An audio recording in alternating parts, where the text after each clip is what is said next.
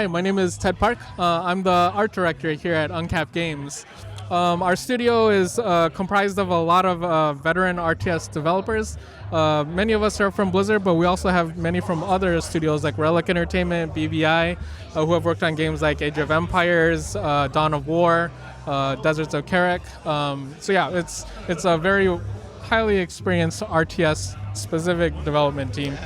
Awesome. So tell us a little bit about Battle Exes. I know you said that this is going to be a little bit different than other RTS, and what makes it different? Oh, yeah. So I would say our game, as our senior game director mentioned on stage yesterday, we're trying to make an RTS for everyone. But what that means is we're not trying to just do everything possible. We've kind of figured out a scale and scope of our project, and we're kind of concentrating on the multiplayer core loop to start off with. But having said that, we're focusing on a concentration on fast action and combat. And then we're also trying to concentrate on short match lengths as well too. So hopefully when people come and try our games, it's a little bit less intimidating in certain ways, but we're trying to leave a room for a high skill ceiling as well too. So and also with, I know here in the demo there's a 1v1, 2v2. Even with more people playing, it's still considered short matches too? Yes, yeah. It doesn't matter what mode you're in at the moment. We cap it at 10 minutes maximum, but most of our average games are closer to 5 minutes. And why is that? Is it because of the speed? Is it the stuff that you select in the game, or what is it? It makes it work so fast. It's all designed specifically to be a fast-paced game, and what I mean by this is in a normal traditional RTS, you have to spend a lot of time building workers, building your buildings, placing them in the right spot, and then waiting for them to build. There's all kinds of delay timers. And for our game, we decided that is that really necessary for an RTS? Can we streamline some things but still retain the spirit of why they're there? So if you try our game, what you'll notice, we have a primary core building, and then eventually you'll build resource bases that will kind of help accelerate your economy.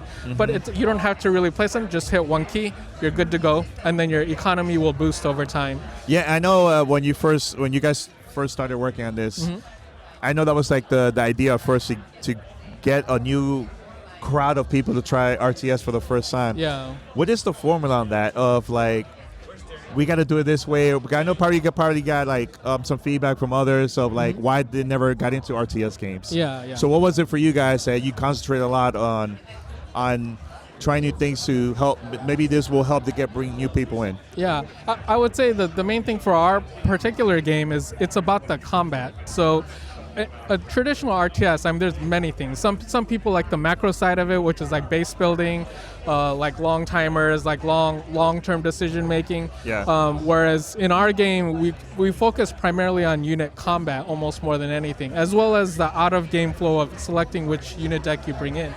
So there's a lot of strategizing that happens out of the game and then inside the game.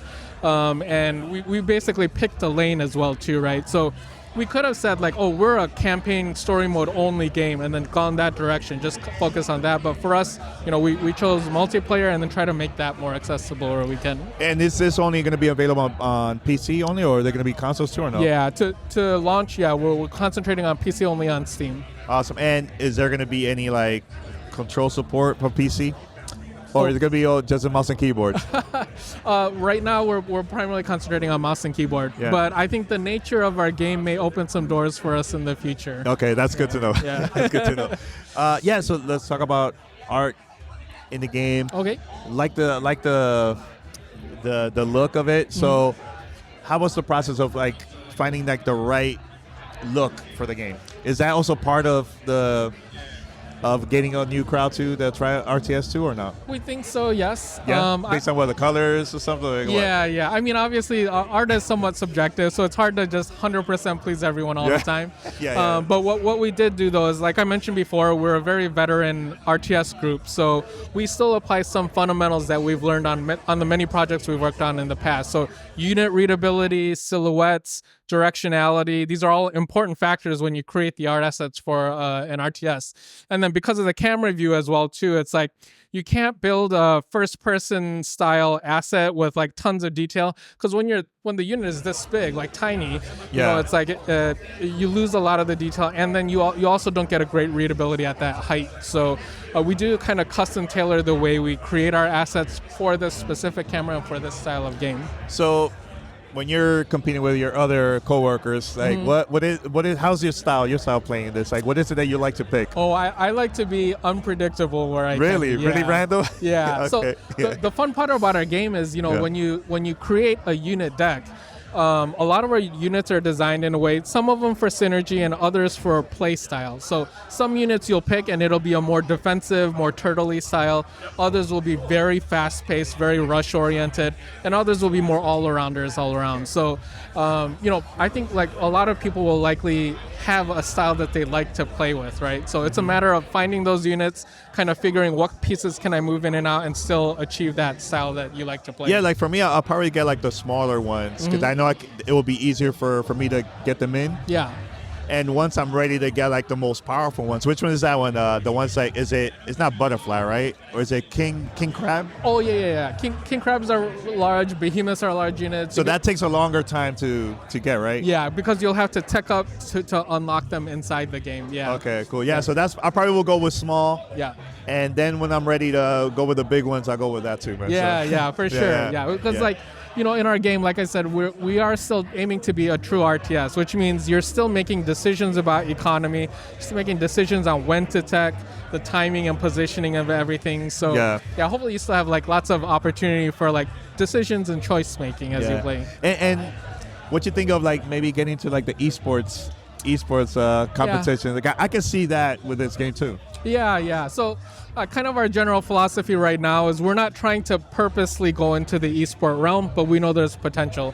But we would honestly prefer it to be more grassroots than to be like studio driven. Yeah. But you know, if it gets enough traction, I mean, we'll try to support the community where we can. Yeah. Awesome, man. So when do you guys have a date when this game is going to be available? No. So, I mean, right now we're concentrating on our closed beta, which starts at the end of this month. Oh, awesome. And then that closed beta phase will kind of last through a couple phases, and then we'll eventually reach an open beta where we'll just open it up to anyone who wants to try it.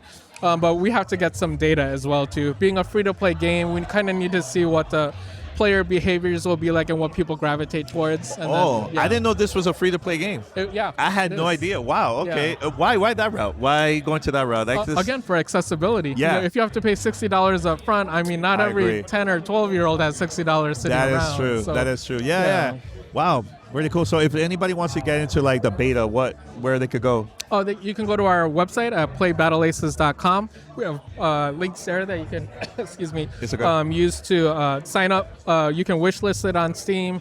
But just sign up for the closed beta, and then hopefully you get chosen. It'll be a random process, but yeah. All right, awesome. Well, good luck for those who are listening. Yeah. Awesome, man. No, great job, and I can't wait to play the full game, man. Oh, cool. Thank you so much for coming and trying it out. No problem. All right.